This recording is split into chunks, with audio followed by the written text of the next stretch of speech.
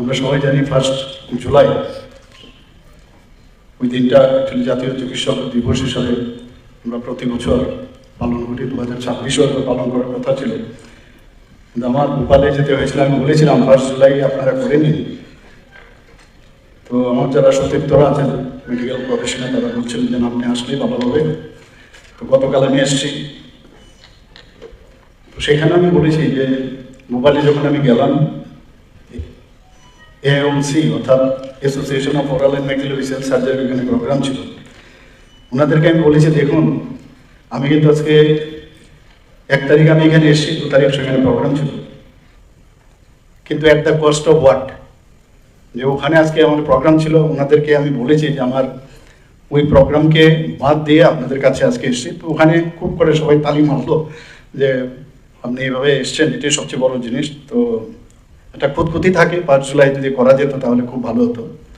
কিন্তু আমি যেহেতু আপনারা বলেছেন যে 1 সপ্তাহ, অনেকে বলছেন যে 1 সপ্তাহ সমানেও এই জাতীয় চিকিৎসক দিবস পালন করা যায়। অনেক সময় অনেকে অনেক ধরনের কথা বলে। তো যাই হোক, আজকে 4 তারিখ জাতীয় চিকিৎসক দিবস হিসাবে প্রজ্ঞা ভবনে আপনারা সবাই আমরা এসেছি এখানে পালন করার জন্য। তো সেই উপলক্ষে আমাদের মাঝে উপস্থিত আছেন সম্মানিত সেক্রেটারি হেলথ এবং অন্যান্য দপ্তরের শ্রী কিরণ গিত্তে মহোদয়। উনি ওনার বক্তব্য আমাদের সামনে রেখেছেন। Additional secretary health Shri Saju Bahir, doctor Debashree Debbarma, director of health services, doctor Anjan Das, director family welfare and preventive medicine, professor doctor Tapan Majumdar, principal AGMC and GBP hospital, Professor Dr. Shalu Rai, Principal Agartala Government Dental College, Dr. Abhijit Dotto, In charge Director of Medical Education, and all the renowned doctors, faculty, AGMC, TMC, এবং AGDC, এবং সম্মানিত distinguished guests, এবং officials of Directorate of Health Services and other line departments, এবং আমার প্রিয় সাংবাদিক বন্ধুরা, সবাইকে আমি আন্তরিকভাবে হার্দিক অভিনন্দন ও শুভেচ্ছা জানাচ্ছি। আমরা সবাই জানি আধুনিক, যাকে পশ্চিমবঙ্গের রূপকার বলা হয়, ভারতরত্ন বিধানচন্দ্র রায়ের যে আজকের দিনে ওনার জন্ম, এবং একই দিনে অর্থাৎ 1882 সালের 1 জুলাই ওনার জন্ম হয়েছিল। আবার 1962 সালের একই 1 জুলাই ওনার জীবনাবসান ঘটে। আমরা সবাই এই বিষয়ে জানি। এরকম কিন্তু মানে ভয় না, সাধারণত ব্যতিক্রমী বিষয়। বোঝা যায় প্রবাদ প্রতিম পুরুষ হিসাবে বলা যায় যে কিরকম ব্যক্তি আমাদের ডাক্তারদের মধ্যে এরকম একজন ব্যক্তি, এবং ওনাকে সামনে রেখে আমরা কিন্তু এখনো যে 1991 সালে যে 1 জুলাইকে জাতীয় চিকিৎসক দিবস হিসাবে ঘোষণা করার পর থেকে উনি আমাদের মধ্যে কিন্তু জীবিত রয়েছেন। এবং আমরা সবাই জানি পশ্চিমবঙ্গের দ্বিতীয় মুখ্যমন্ত্রী ভারতরত্ন ডক্টর বিধানচন্দ্র রায়। এবং আমরা এখনো দেখি যে ওনার যে জীবন যেভাবে উনি কাটিয়েছেন সেগুলো আজকের এই দিনেও কিন্তু প্রাসঙ্গিক। এবং ওনার যে জীবন দর্শন বা সততা, এবং উনি যেভাবে চিন্তা ভাবনা করতেন সমাজ ও রাজনীতিতেও এখনো কিন্তু ওনার প্রাসঙ্গিকতা ভুলে যাওয়ার নয়। আমরা সবাই জানি দেশভাগ যখন হয় ওই রকম একটা সংকটময় মুহূর্তেও তিনি যেভাবে বাংলার হাল ধরেছিলেন, তা আজকের দিনও একটা সুশাসনের একটা, আমি বলবো, একটা অনন্য দৃষ্টান্ত। আমরা এই যে পেশাগত জীবনে ডক্টর বিধানচন্দ্র রায়, যে একটা সবাই বলে যে একজন কিংবদন্তি চিকিৎসক, যেভাবে উনি চিকিৎসা করেছেন গুড অ্যাডমিনিস্ট্রেটর হিসাবেও এখনো সবাই ওনাকে এই কারণে বলা হয় যে আধুনিক পশ্চিমবঙ্গের রূপকার। এবং সবচেয়ে বড় জিনিস, যিনি মুখ্যমন্ত্রী হওয়ার পরেও তিনি প্রতিনিয়ত নিয়ম করে সাধারণ ও দরিদ্র মানুষের বিনামূল্যে উনি চিকিৎসা করেছেন। আজকের দিনে যেখানে চিকিৎসা ক্ষেত্রটা এখন কর্পোরেট সেক্টরে চলে গেছে, এবং ডাক্তার আর রোগীদের মধ্যে একটা আস্থার অভাব দেখা যায়, সেখানে তার যে রোগী কেন্দ্রিক বা সেবামূলক দৃষ্টিভঙ্গি, চিকিৎসার ব্যবস্থা, যে নৈতিকতা আমরা বলি, সেটা কিন্তু বিশেষ প্রয়োজন আজকের দিনে। তার এই অবদানকে স্মরণ করেই কিন্তু এই 1 জুলাই যখন আমরা জাতীয় চিকিৎসক দিবস হিসেবে পালন করি, এই বিষয়গুলো কিন্তু আমাদের আরো বেশি অনুপ্রেরণা দেয়। একটু আগে এখানে এত সুন্দরভাবে ডাক্তারবাবুরা পরিবেশন করলে একটা মহল তৈরি হয়েছে, মানে এমন একটা মহল যে ডাক্তারদের কি পরিস্থিতিতে কাজ করতে হয় এবং কি অবস্থার মধ্যে কাজ করতে হয়, তারপরেও কিন্তু কাজ করে যাচ্ছে এবং এত সুন্দরভাবে পরিবেশন। আমি ধন্যবাদ দেব যারা যারা এখানে পারফরমেন্সটা করেছে। প্রথমে আমাকে বলা হয়েছিল 25 মিনিট, আমি বললাম একটু কম করে দিলে ভালো হবে। তারপরে এখন মনে হচ্ছে যে ভালোই ছিল, 25 মিনিটই যদি হতো তো ভালোই লাগছে। যদি আমি যাই না, আমি টাইমটা দেখিনি, ওরা আমাকে বলছিল যে 25 মিনিটস লাগবে এই প্রোগ্রামটা। আমি একটু কম করলে ভালো, একটু 25 মিনিট সমান। এত ভালোভাবে আমি নিজেও কল্পনা করিনি, তো ওনাদেরকে আমি ধন্যবাদ জানাবো। আজকে এইরকম একজন মানুষ, এরকম একজন লিজেন্ড ব্যক্তি, আজকে যে উনি জানতেন যে কেবল একটা সামগ্রিক ত্রাণ দিয়ে কোনো লাভের লাভ কিছু হবে না, একটা পার্মানেন্ট একটা ইনফ্রাস্ট্রাকচার করা প্রয়োজন।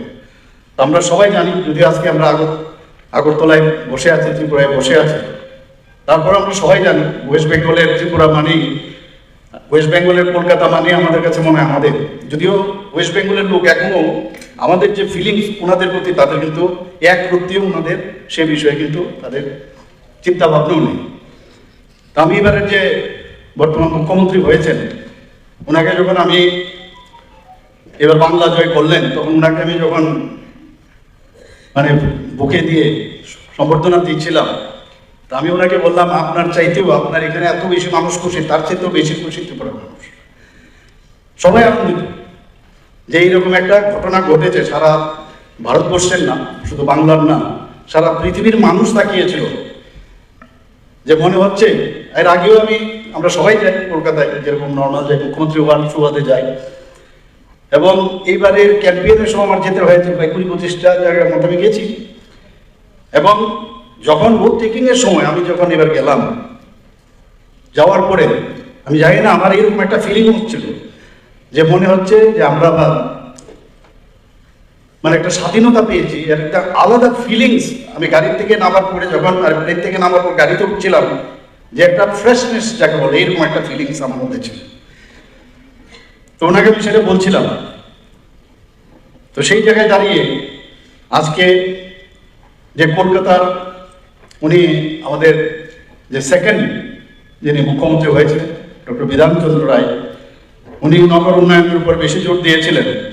কল্যাণী, সল্টলেক, যেটাকে বিধাননগর বলা হয়, দুর্গাপুর, অশোকনগর, হাবড়ার মতো বিভিন্ন জায়গায় উপনগরী, স্যাটেলাইট টাউন, সেটা তো এখন তো আর স্যাটেলাইট না, পুরো সিটি বলা যায়। তো উনি এগুলো করেছিলেন। আজকে যে আমরা জল নিয়ে সমস্যা হয়, তো সেই জলের তীব্র সংকট কিন্তু তখনও ছিল, এবং পরিবেশ দূষণের জন্য উনি নানা যে মাস্টার প্ল্যান যে করেছিলেন, আজকের তারিখেও পশ্চিমবাংলাতে সেই মাস্টার প্ল্যান নিয়ে ওখানকার যে সরকার সেই কাজ করছেন, পরিবেশ দূষণের ক্ষেত্রেই হোক, এবং যেভাবে পুরো প্রশাসন এবং যারা ইঞ্জিনিয়াররা আছেন, তারা কিন্তু এখন ওনার যে কাজকর্ম এখনো স্মরণ করেন, কাজই বাঁচিয়ে রাখবেন, অন্য কিছু না। যে যত বেশি কাজ করবে, মানুষের জন্য কাজ করবে, মনে প্রাণে কাজ করবে, ট্রান্সপারেন্সির মাধ্যমে কাজ করবে, সেটাই বেঁচে থাকবে। ফিজিক্যালি কেউই থাকবে না। আজকে এখানে যারা সংগঠিত হয়েছে, বেশিরভাগ 99.9% ডাক্তারবাবুরা আমার সমসাময়িক, কেউ কম বয়সেরও ছিল। আমি ওনাদেরকেও আমি ধন্যবাদ দেব, কনগ্রেচুলেশন জানাতে চাই যে অনেকদিন বাদে ওনাদের সাথে দেখা হলো। অনেক কাজ করেছেন ওনারা, সমাজের জন্য, সাধারণ মানুষের জন্য পরিশ্রম করেছেন।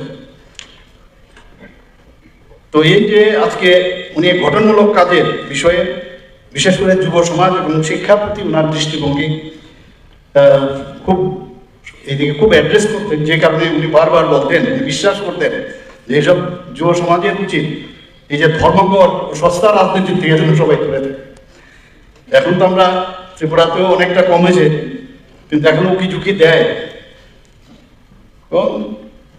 অনেক সময় বসে থাকে কোন জায়গায় কোনো লুপহোলস আছে কিনা, ঘুম থেকে উঠে চিন্তা করে এই পেয়েছি, এবার পেয়েছি, এটার মধ্যে কিছু একটা বলা দরকার। কিন্তু আলটিমেটলি মানুষ তাদের অ্যাকসেপ্ট করে না।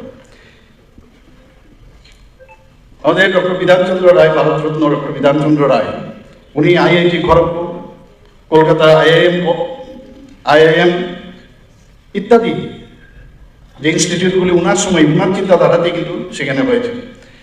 আপনারা হয়তো জানেন, এখন তো এআই এর মাধ্যমে অনেক কিছুই আপনারা জানতে পারবেন, যে মুখ্যমন্ত্রী হওয়ার আগে তৎকালীন সময়ে তার মাসিক আয় ছিল প্রায় 42,000। মানে ভাবা যায় 42,000 মানে তৎকালীন সময় বিরাট। এবং মুখ্যমন্ত্রী পদের জন্য তিনি মাত্র 1,400 টাকা বেতন গ্রহণ করতেন। এবং সেই জায়গায় শুধু তাই নয়, ওনার যে অর্জিত যে সম্পত্তি সেটাও কিন্তু সমাজ কল্যাণ, মানুষের জন্য উনি দান করেছেন। এই যে জনকল্যাণই শেষ কথা উনি সবসময় বলতেন, আমি গণতন্ত্রবাদ সমাজতন্ত্র বুঝি না, আমার কাছে মানুষই শেষ কথা, জনতা জনার্দন। মানুষের জন্য কাজ করতে হবে। আমরা সবাই জানি যে Durgapur still plant, Chittaranjan locomotive মতো ভারী শিল্পের ভিত্তিপ্রস্তর উনি স্থাপন করেছিলেন। এবং আজকে পশ্চিমবঙ্গে যে যা উনি করে গেছিলেন সেগুলো কিন্তু অবলুপ্তি হয়েছে। কেন জানি না, মানুষ আশায় রয়েছে এবার নতুন করে পশ্চিমবঙ্গ, যেটা আগে বলা হতো what Bengal things today India things tomorrow, এই জিনিসটা কিন্তু আবার আসবে, আমি আশা করি। তো এই দিনটি আমার মনে হয় যে এই দিনে ওনাকে শ্রদ্ধাঞ্জলি প্রথমে আমি জানাতে চাই, এবং ওনার যে আত্মত্যাগ, ভালোবাসা, আজকে সেই ভালোবাসাকে সম্মান জানানোর দিন। একটা বিধানচন্দ্র রায়, আজকে আইএম এর কথা আমরা বলি, বা মেডিকেল কলেজ ও হাসপাতাল এগুলো প্রতিষ্ঠার জন্য কিন্তু উনি অগ্রণী ভূমিকা পালন করেছিলেন। আজকে আমরা চিকিৎসা, শিক্ষাই হোক, হাসপাতাল নির্মাণে হোক, জনস্বাস্থ্য উন্নয়ন, সেগুলো চিকিৎসা নৈতিকতার ক্ষেত্রে তার যে অবদান, এগুলো কিন্তু আমাদের আজকের দিনে যদি আমরা স্মরণ করি, মাঝে মাঝে আমরা ডিস্ট্রাকশন হই, তো ডিস্ট্রাক্ট না হয়ে ওনার যে আদর্শ, যে পথ আমাদের দেখিয়েছেন, সেই দিকে আমরা যদি মাঝে মাঝে একটু যদি চিন্তা করি, তাহলে আমরা ঠিকভাবে আমি চলবো, আমার মনে হয়। এবং বারবার ওনার যেভাবে আমি একটু আগে বললাম যে এটা একটা পেশা হিসাবে উনি নেননি, মানব সেবার এক মহান ব্রত, সেই ভাবনায় উনি চলেছেন। আমরা সবাই জানি গানের মাধ্যমেও যে প্রেজেন্টেশন এখানে দিয়েছেন, তার মধ্যে আমরা দেখেছি যে কঠিন মুহূর্তের মধ্যেও মানুষ যখন অসুস্থ হয়ে যায়, সবচেয়ে বেশি যার উপর ভরসা করেন তারা হচ্ছেন ডাক্তারবাবুরা। কারণ এই কারণেই বলা হয় ভগবানের পরেই ভগবানের মানে ডাক্তারদের স্থান। আজকে চিকিৎসকদের যে সঠিক সিদ্ধান্ত, তাদের যে আশ্বাসবাণী বা সময় উপযোগী চিকিৎসা যখন করে থাকে, ডায়াগনোসিস যদি প্রপারই হয়, এবং অনেক সময় আমি জানি যে ডায়াগনোসিসের সময় প্রপার ডায়াগনোসিস যদি হয়, যারা চিকিৎসা করাতে আসেন তাদেরও কিন্তু অনেক সময় নির্ভর করে কোন ডাক্তারবাবু ওনাকে ওই সময়ে দেখছেন, কারণ তার ক্লিনিক্যাল যে ডায়াগনোসিস, ক্লিনিক্যাল যে আই, সেটা কিন্তু ভেরি ইম্পর্টেন্ট, তার এক্সপিরিয়েন্স। তো অনেক সময় একটু ব্যতিক্রম হয়, তো যেই কারণে অনেক ডাক্তারের যে নাম, এই কারণেই কিন্তু আমাদের সমাজের মধ্যে প্রতিষ্ঠিত হয়। কাজে আমাদের পরিশ্রম, ডাক্তারদের মানবিকতা, আত্মত্যাগ এবং দায়িত্ববোধের মাধ্যমে আমাদের চলতে হয়। আজকে আমি প্রত্যেক যারা চিকিৎসকগণ এখানে আছেন, প্যারামেডিক্যাল কর্মী, আশা কর্মী, স্বাস্থ্য সহায়ক, আমি ওনাদেরকে আজকের দিনে আন্তরিক কৃতজ্ঞতা অভিনন্দন জানাচ্ছি। ডাক্তাররা দিনরাত যে কোনো উৎসব পার্বণ যাই থাকুক, ছুটি কিংবা পারিবারিক আনন্দ, সব কিছুর ঊর্ধ্বে উঠে কিন্তু তারা কাজ করে, এবং এটা করাটাই স্বাভাবিক, এটাই হওয়া উচিত আমার মনে হয়। আজকে স্বাস্থ্যক্ষেত্রে ত্রিপুরাতে আপনারা সবাই জানেন যে আগে কথায় কথায় বাইরে চলে যেত। আমার কাছে যে রিপোর্ট আছে, সেই রিপোর্ট অনুসারে প্রায় 80% রেফারেল যেটা হতো 80% কমে গেছে এই কয়েক বছরের মধ্যে। এটা কিন্তু চারটিখানের কথা নয়। কাজে এটা আপনাদের জন্য এটা হচ্ছে, সবাই মিলে আমরা কাজ করছি, এরকম আমরা সবাই মিলে কাজ করবো। কেন এটা 100% হবে না? আমরা আগরতলা গভর্নমেন্ট মেডিকেল কলেজ এবং জিবি হাসপাতালে আগে 727 বেডের সংখ্যা ছিল, সেই জায়গায় আজকে আমরা ডাবল 1413টা আসন হয়েছে। Super speciality critical care block, communicable disease centre সহ আধুনিক স্বাস্থ্য যে পরিকাঠামো সেটা আমরা করেছি। জিবিপি হাসপাতালে আমরা আমরা ডোনার মিনিস্ট্রি থেকে আমরা প্রচুর টাকা পেয়েছি, সেই জায়গায় সেখানে মা ও শিশু স্বাস্থ্য বিভাগ, মাদার অ্যান্ড চাইল্ডের সেটা নির্মাণ কাজ চলছে। ডোনার মিনিস্টার নিজেও এসেছিলেন সেখানে, উনি নিজেও সেখানে স্পটে গেছেন এবং গ্রাফ নিয়ে এসছে যে এই সময় এতটুকু হওয়া উচিত ছিল, এতটা কম হচ্ছে কেন। তো কন্ট্রাক্টরকে বলছেন তাড়াতাড়ি করতে হবে। পাশাপাশি বিলুনিয়ায়ও আমরা মাদার অ্যান্ড চাইল্ডের উইং চালু করেছি। খোয়াই সিপাহীজলার নতুন জেলা হাসপাতালের অনুমোদন দেওয়া হয়েছে। গোমতী জেলা হাসপাতালের শয্যা সংখ্যা সেখানেও আমরা বাড়িয়েছি, দ্বিগুণ বাড়িয়েছি। আরেকটা বিষয় আমি দেখি, টেলি কনসালটেশন, এটা আগে হয়েছিল কিন্তু ঠিক সেইভাবে হয়নি। মুখ্যমন্ত্রী সময় বৈঠকে প্রচুর পেশেন্ট আমার কাছে আসে, পেশেন্টের পার্টিও আসে। তো ডাক্তারবাবুরা আমার সাথে থাকেন, ওনাদেরকে বলেছি বাইরে যাবেন। আমি বললাম এখানে টেলিকম কনসালটেশনের যেহেতু সুবিধা আছে, আপনারা তার সুযোগ নেন। 5,000 করে নেয়, এমসের সাথে আমরা মুভ করেছি। তো যদি যে প্রেসক্রিপশন থেকে আরম্ভ করে যে ডাক্তারবাবু দেখছেন, আগে আমরা পাঠিয়ে দিচ্ছি ওনাদের কাছে স্লট নিয়ে নিই। ওই সময় পেশেন্ট এবং পেশেন্ট পাঠিয়ে থাকে এবং আমার কনসাল্টিং ডক্টরও থাকে ওখান থেকে, তাহলে যাওয়ার যে সমস্যাটা হয়, আননেসেসারি কনসালটেশনের জন্য যেভাবে পয়সা খরচ করে যেতে হয় সেটা কমে গেছে অনেক। এবং দেখা গেছে আমাদের ডাক্তারবাবুরা যা করছেন সেটাকেই মান্যতা দিচ্ছেন। তো রুগীরও অনেকটা, কিন্তু রুগীর পার্টিও কিন্তু অনেকটা নিশ্চিন্ত হন যে না, যেহেতু ওখান থেকে এইমসের মতো জায়গার থেকে বলছেন যে ঠিকভাবে চলছে, এতে কিন্তু অনেকটা লোক বাইরে যাওয়ার যে একটা অবস্থা ছিল সেটা অনেকটা কমে গেল। কিডনি ট্রান্সপ্লান্ট অলরেডি 7-8টা হয়েছে, আরও এর মধ্যে শুরু হবে আরও কয়েকটা।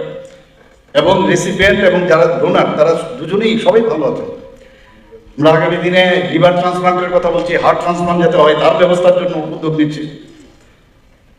এবং আমরা আগরতলা শুধু আগরতলাকে স্ট্রেংথেনিং আমরা করবো না, আমরা চাই যে সমস্ত জেলা মহকুমা সেখানেও যাতে ইনফ্রাস্ট্রাকচার ডেভেলপ হয়, সেখানেও পরিষেবা যাতে সম্প্রসারণ করা যায় সেই চিন্তা ভাবনা আছে এবং সেটা করছিও। Trauma care centre is very important. তো গোমতী, দলা এবং দক্ষিণ জেলায় এবং সব জায়গায় মোটামুটি আমাদের সব পশ্চিম জেলাতে তো আছেই। তো ট্রমা সেন্টার আছে উত্তর জেলাতে, এর মধ্যেই শুরু হবে ধর্মনগরে।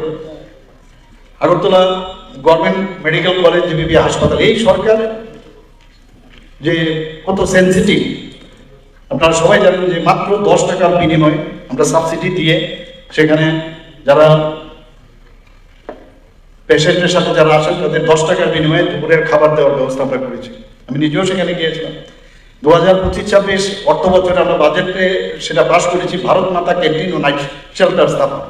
দূর দূরান্ত থেকে মানুষ আসে, থাকার অসুবিধা হয় এবং তাতে কম খরচে থাকতে পারে এবং কম পয়সা খাওয়া দাওয়া করতে পারে, এটাও প্রায় রেডি হয়ে আছে।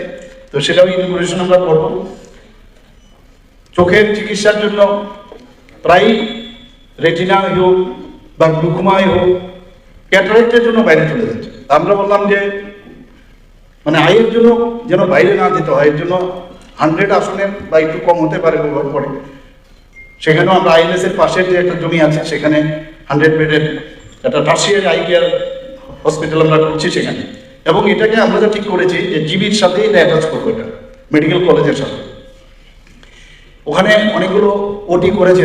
ওটি তো যখন যারা ইঞ্জিনিয়াররা আছেন তারা তো বানিয়ে দিয়েছেন, 4-5টা ওটি বানিয়ে দিয়েছে। আমি বললাম তো আয়ের মধ্যে তো ওটির তো প্রয়োজন হয় না, 1টা বা 2টো ওটি হলে যথেষ্ট। কারণ আর এখানে বসে থাকবে বেশিরভাগই লোকাল অ্যানেস্থেসিয়া করে।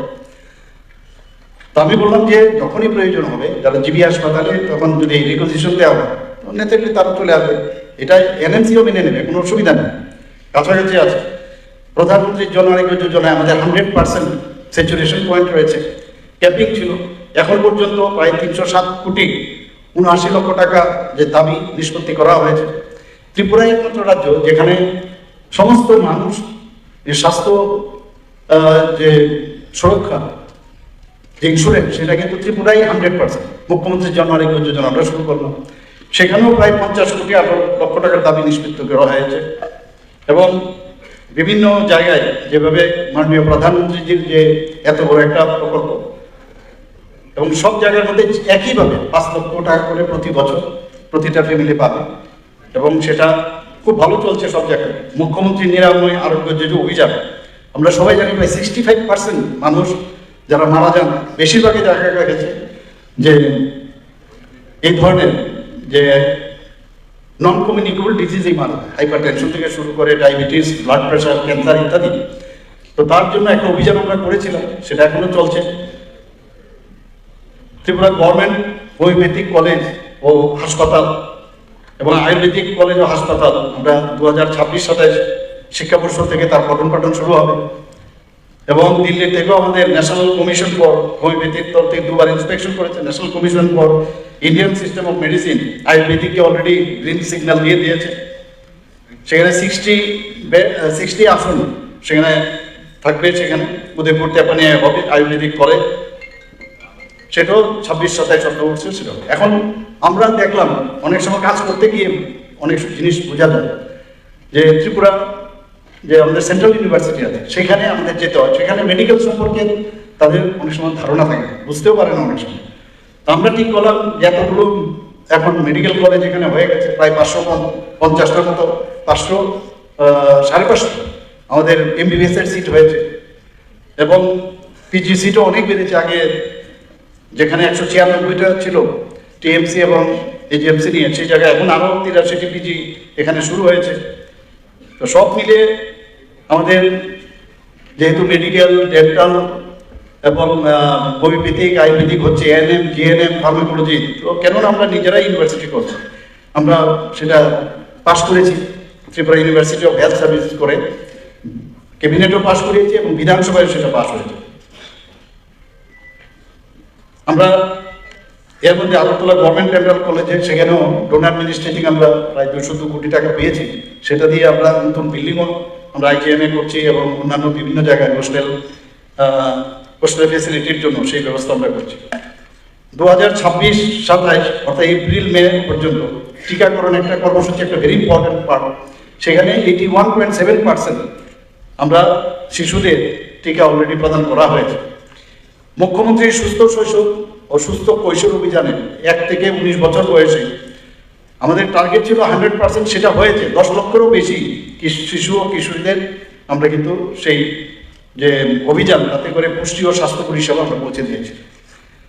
48টি মোবাইল হেলথ টিম চালু রয়েছে, যারা রাষ্ট্রীয়, যেটা RBSK-র অধীনে যারা জন্মগত ত্রুটি বা বিকাশজনিত প্রতিবন্ধকতা তাদের স্ক্রিনিং করা, এবং রাষ্ট্রীয় বাল স্বাস্থ্য কর্মসূচির আওতায় রাজ্যের বিভিন্ন স্কুল, অঙ্গনবাড়িতেও 0 থেকে 6 বছর বয়সী এখন পর্যন্ত প্রায় 45,000-এর উপরে, এবং 6 থেকে 18 বছর বয়সী যারা আছেন 50,000-এর উপরে শিশুদের স্বাস্থ্য পরীক্ষা করা হয়। এতে করে যারা বিভিন্ন রোগ, অপুষ্টি, বিকাশজনিত বিলম্ব ইত্যাদি প্রবলেম হয় তাদেরকে স্ক্রিন করা হয় এবং ট্রিটমেন্ট করা হয়। জন্মগত যারা হার্টের প্রবলেম আছে এখন পর্যন্ত সফল অস্ত্রোপচার হয়েছে 17 জনের মতো। আমরা হেয়ার লিপ, ব্ল্যাক প্যালেট ইত্যাদি 2 জন শিশুর অস্ত্রোপচার হয়েছে। যারা ক্লাব ফুট আছে প্রায় 25 জনের মতো ট্রিটমেন্ট হয়েছে, চিকিৎসা করা হয়েছে। যাদের শ্রবণ সমস্যায় ভুগছেন 6 জন শিশুকে বিনামূল্যে এই যে শ্রবণ যন্ত্র প্রদান করা হয়েছে। মাসকান সার্টিফিকেট IGM হসপিটাল, গোমতী জেলা এবং ধলাই জেলা হাসপাতালের যে শিশু বিভাগ আমরা পেয়েছি, এটা আমাদের জন্য অত্যন্ত খুশির বিষয় এবং ন্যাশনাল লেভেলে আমরা কিন্তু একটা বিশেষ মর্যাদা আমরা কিন্তু অর্জন করতে পেরেছি। আমরা সবাই জানি একটা সুস্থ সমাজে একটি শক্তিশালী রাষ্ট্রের ভিত, আর এই সুস্থ সমাজ গঠনের অন্যতম প্রধান কারিগর হচ্ছে আমাদের চিকিৎসক সমাজ। কাজে সেই জায়গায় দাঁড়িয়ে আমাদের আজকে যখন এখানে আমি এসেছি, আমি ডাক্তারবাবুরা যারা আমরা সম্মাননা দিয়েছি বা এখানে যারাই আছে, মুখ্যমন্ত্রী নিজে একজন যেহেতু ডাক্তার, তো এর মধ্যে কেন আমাদের মধ্যে সংঘাত হবে? সংঘাত হওয়ার কোনো চান্সই নেই, আর হবেও না। প্রাইভেট প্র্যাকটিস নিয়ে অনেক হইচই চলছে, ওই যেটা বললাম কোচ করছিল কোথায়, এখানে সাংবাদিক বন্ধুরা খালি এর জন্য বসে আছে যে কবে আমি এই বিষয়ে কিছু বলবো। দেখুন, আমি কালকে একটা নোট আমি দেখছিলাম, সেই নোটের মধ্যে আমার তো মনে হয় না যে আমাদের সরকার এইভাবে, আমরা ডাক্তারদের বললাম যে ভগবানের পরেই ডাক্তার, আর এখানে আমি যে নোটটা আমি পড়ছি 79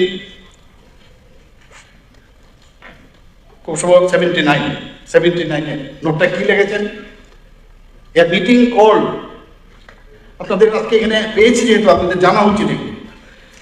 কি লিখেছে note number 23, a meeting called by the Chief Minister, the then Chief Minister, regarding the GB hospital affairs. That instruction may again be issued, মানে আরো আগেও দিয়েছে, to the doctors, requesting them not to indulge in private practice. এটা নতুন কিছু না, তৎকালীন সময়েও কিন্তু ওরা করেছে, কিন্তু ভাষাটা দেখুন কি লিখেছে। I feel, মানে secretary to the government of Tripura, health secretary, I feel that the routine repetition of these instructions may not be of much use unless it is followed up by the initiating disciplinary action against those who are doing so. The question of getting evidence, however, is a tricky one, and I feel the best alternative would be to request Vigilance Department, Babu, to keep a special lookout and to make intensive investigation on a selected basis. On the assumption the Vigilance Department would do so, we can then issue a circular warning all the doctors that Vigilance Department would follow up and make checks to ensure that the instructions are being observed. Though it appears ought to suggest, literally, I think a bogus patient concept on the lines of bogus customer concept normally used by the police may not be bad idea. ভগবানের পরে আপনাদের বলছে যে আপনারাই ভগবান, আর সেই জায়গায় লেখার স্টাইল দেখুন। এখনই ওই দলেরই লোক বলছে যে প্রাইভেট প্র্যাকটিস বুঝে সুঝে করা এইভাবে না নেওয়াটাই উচিত ছিল। আমি এদের যে দ্বিচারিতা কোন জায়গায় যায়, আমি এর জন্য এগুলো বের করেছিলাম। সাংবাদিক বন্ধুরা বলছিলেন, আজকে আপনাদের সামনে বলে দিলাম, আমার মনে হয় আর প্রশ্ন করবেন না। এরপরে কি বলছেন যে once this is done in 2 or 3 cases there will be some effect on the profession in general. এই হচ্ছে আপনার অবস্থা। যদিও আমি জানি, এবং এটা শুধু তখন তো গভর্নমেন্ট মেডিকেল কলেজও ছিল না, ইন জেনারেল আমরা কি করছি। কারণ দেখুন, আমরা যখনই আমাদের কাছে মুখ্যমন্ত্রী সমিতির অনেকে আসে, অনেক সময় খবর নেই, এসে বলে পাই না, সেই না ইত্যাদি। যারা সুপার স্পেশালিস্ট আছেন, এখানে ডাক্তারবাবু বলছেন আপনারা তো আমাদের কথাই শুনুন না, কোনো ডিসিপ্লিনে আসতে চান না, ডিসিপ্লিনে আসতে চান না। ওনারা না আছে কোনো, মানে কখন আসেন কখন যান। তো সব জায়গাতে একটা, যদি আমরা ডিসিপ্লিন না, ফিনান্সিয়াল ডিসিপ্লিনও যেমন প্রয়োজন, কাজের বেলায় একটা ডিসিপ্লিনের প্রয়োজন। এবং সেই জায়গায় দাঁড়িয়ে আমরা যখন এই ডিসিশনটা নিলাম, আর শুধু আমাদের এমন না যে এটা শুধু ত্রিপুরাতেই আমরা করেছি, private practice by government doctors is completely banned in the states of Bihar, Himachal Pradesh, Haryana, Maharashtra, Punjab and Delhi. আর আপনারা সবাই জানেন যে এইমসের সাথে আমরা মুভ করেছি, এইমসের ইনস্ট্রাকশন আমরা বললাম আমাদের এখানে সব কিছু আছে। এখানে একজন সাংবাদিক মহোদয় আমি দেখেছিলাম সেদিন, দেখাচ্ছে খুব ভিড় হয়েছে, সমস্ত দেখাচ্ছিলেন। আমি এইমসে তখন সেই সময় আমি এইমসে আমি গেছি, তা আমি একবার বললাম ফটোটা তুলে ওনাকে আমি পাঠাবো, আমি ওনাকে বলেছি আপনাকে নিয়ে যাবো, এবার এইমসের ভিড়টা একবার দেখে আসবো। কিন্তু সেখানে তো কোনো সমস্যা নেই, তো ভালো। অর্থাৎ প্রাইভেটে পয়সা দিয়ে মানুষ কেন যাবে, হসপিটালে যাচ্ছে, ঠিক আছে, হসপিটালে আমরা অ্যাকোমোডেট কীভাবে করা যায়, টাইমলি যদি ডাক্তারগুলো থাকে তো ভালো। আমরা তো শুধু একমাত্র মেডিকেল কলেজে করছি, সেন্টার অফ এক্সেলেন্স করতে আমরা করতে চলছি। এরপরে অন্যান্য ইনস্টিটিউশনগুলো তো আমরা করতে পারি। এর মধ্যে পুরো আমাকে অনেকে জিজ্ঞেস করে এইখানে করলেন ওখানে কেন করলেন, আমি শুরু তো করি। এবং 7th পে কমিশন বারবার বলছে প্রাইভেট এই যে নন প্র্যাকটিসিং অ্যালাউন্স সেটা যদি আপনি দেন তাহলে কোনো সমস্যা নাই, সেইভাবেই দিতে বলেছে 20%।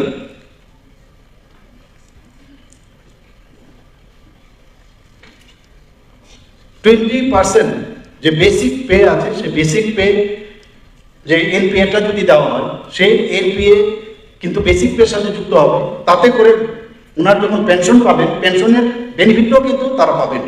এইভাবেই কিন্তু আমরা প্রপোজাল করছি। কিন্তু যাই হোক, আমি যারা আমাদের ডাক্তারবাবুরা ছিলেন, তো তাদের সাথে আমরা কথা বলেছি। আমরা সবাই জানি যে যারা মেডিকেল কলেজের টিচাররা ছিলেন, ওনাদের সংগঠনের সাথে আমরা কথা বলছি, এরকম না, আমরা এটিজিডি এর সাথে ওদের সাথে কথা বলেছি এবং আমরা ওনাদেরকে চিনি এবং এইভাবে কথা হয়েছে যে সাজেশনগুলো ওনারা দিয়েছেন আমরা সেগুলো অবশ্যই আমরা করব। ফর এক্সাম্পল, যে Tripura medical education service rules, সেটাকে অ্যামেন্ডমেন্ট আমরা করবো সেগুলো, এবং যা যা ওনারা সাজেশন দিয়েছেন আমি আশা করি সবকটা, আমি সেক্রেটারি সাহেবের সাথে কথা বলছিলাম যে ওনাদের সাথে নিয়মিত কথা বলুন। আরে যেভাবে এতদিন ধরে চলে আসছে, আমি এইভাবে কেন চলবো, কেন আমি এইভাবে চলবো? এইভাবে তো চলা যায় না, কিছু না কিছু তো করা দরকার। এত কলেজে হচ্ছে, এতগুলো স্টেজে হচ্ছে, এখানে তো হচ্ছে না এরকম। এবং এরকম দেখা গেছে আমি এখানে যে প্রাইভেট যে হসপিটাল আছে ওনাদেরকে আমি ডেকে বলেছি, আপনারা যখন এখানে হসপিটাল খুলেছিলেন তখন কি আপনারা এই কথাটা এখানে লিখিত আকারে দিয়েছে যে ইচ্ছে করলে আমাদের হসপিটালে যারা ডাক্তাররা আছেন তাদেরকে আপনারা ব্যবহার করবেন? আপনারা নিজেরা নিয়ে আসুন আপনাদের বাইরের থেকে ডাক্তারবাবুরা, আপনারা করুন এখানে। আমাদের হসপিটালের আর দুই জায়গায় কাজ করলে কোনো দিন সেই যে সার্ভিস ডেলিভারি সিস্টেম সেটা কোনোদিন একবার হবে না, হয় না, এটা কোনো দিন হবে না। তো 20% যদি আমরা দিই দেখা যাচ্ছে বেশ একটা ভালো অ্যামাউন্ট হচ্ছে সেখানে। এবং আমাদের একটা পরিবর্তনের প্রয়োজন, রিফর্ম হচ্ছে সমস্ত জায়গায়। মাননীয় প্রধানমন্ত্রী যে বারবার বলছেন যে রিফর্ম আমাদের করতে হবে। তো যা যা আপনারা বলছেন সেগুলো আমি এখনো বলছি যে উনিও আমাদের সেক্রেটারি মহোদয় বারবার কথা বলছেন, এবং আমরা এগুলো করলে দেখবেন আলটিমেটলি সাধারণ মানুষের প্রবলেম সলভ হবে। একটা হিসাব আমরা দেখেছিলাম যে জিবি হাসপাতালে কতজন অ্যাকচুয়ালি প্রাইভেট প্র্যাকটিস করে, খুব বেশি একটা সংখ্যা না। আমাদের এখানে টিএমসি রয়েছে, আমাদের এখানে যেহেতু আইএলএস হসপিটাল আছে, এখানে আইজিএম হসপিটাল আছে, বিভিন্ন যারা রিটায়ার করেছেন তারাও অনেকে সার্ভিসও জয়েন করেনি কিন্তু প্র্যাকটিস করছে। কাজে এরকম না, একটা ইচ্ছে করে একটা বই চই লাগিয়ে এমন একটা অবস্থা করেছে যে একদম মানে একদম সর্বনাশ। তো আজকের দিনে এটা আমি আবার বলছি যে এটা আগামী দিনে যখন এটা একটা প্র্যাকটিস হয়ে যাবে কদিন বাদে দেখবেন আপনাদের কাছে এটা অ্যাক্লেমেটাইজ যেটা বলে অ্যাক্লেমেটাইজেশন হবে। এটা করুন, আপনারা আমাদের সাথে সাহায্য করুন। আপনাদের সাথে আমাদের কোনো অবস্থায় বিভেদ যেন না, কোনো অবস্থায় বিভেদ আমরা চাই। আলোচনাও হচ্ছে, আলোচনা আরও হবে।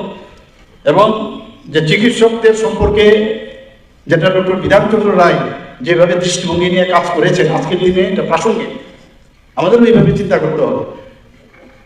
শুধু এখানে না, আমরা যারা, এবং আমার কাছে আরেকটা যে স্লিপ আছে, যখন when AGMC was established in 2005, আমরা সবাই জানি initial proposal was to prohibit private practice since beginning, কিন্তু সেখানেও সেটা সম্ভব হয় না, করতে পারেনি সেটা।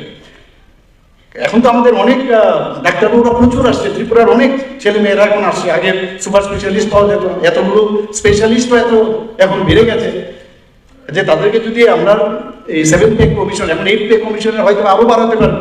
যখন 8 পে কমিশন যদি আরও বাড়ায় সেখানেও তারা সেই সুযোগটা পাবে। সেখানে আমি আজকের দিনে আপনাদের কাছে অনুরোধ করবো, আমাদের সরকারের যে সিদ্ধান্ত, সেই সিদ্ধান্তটা আমাদের সিদ্ধান্ত, মানে আপনাদের সাথে আপনাদের কনফিডেন্সে রেখেই কিন্তু আমরা সিদ্ধান্তটা নিয়েছি। তো আপনারা যেসব বিষয়গুলো বলেছেন যে প্রমোশনের বিষয়, আপনারা জানেন প্রমোশন নিয়ে একটা অলরেডি সুপ্রিম কোর্টে সেটা পড়ে আছে। আমরা অ্যাডহক প্রমোশন দিয়েছি, এর মধ্যে আমরা অ্যাডহকের ফার্স্ট অ্যাডহক প্রমোশন দিয়েছি। সেকেন্ড যে অ্যাডহক প্রমোশন, অ্যাডহক শব্দটা উঠিয়ে দিয়েছি। সেকেন্ড অ্যাডহক প্রমোশন কীভাবে দেওয়া যাবে, এর জন্য অলরেডি আমরা একজন রিটায়ার্ড হাইকোর্টের জাজের নেতৃত্বে, উনি হয়তো আমার সাথে সোমবারে উনি দেবেন, তার উপর ভিত্তি করে আপনাদের প্রমোশনটা রেগুলার যাতে হয় সেই ব্যবস্থা আমরা করছি। কাউকে মন খারাপ করে কোনো অবস্থায় আমরা কাজ করবো না। আগরতলা গভর্নমেন্ট মেডিকেল কলেজ একটা সেন্টার অফ এক্সেলেন্স হোক, এই আশা রাখছি। এবং আসুন, সব চিকিৎসকদের প্রতি আমাদের যে সম্মান যেন দিনের প্রতিদিন উত্তরোত্তর বৃদ্ধি পায়, মানুষের যে আস্থা এবং বিশ্বাস সেটা আরও বেশি হোক।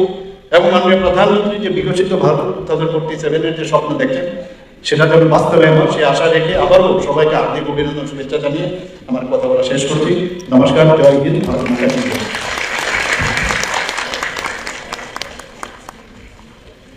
Thank you, sir, for your wonderful words. We now call upon the vote of thanks for Dr. Devarshi Devarma, Director of Health Services. I request ma'am to please kindly share her votes.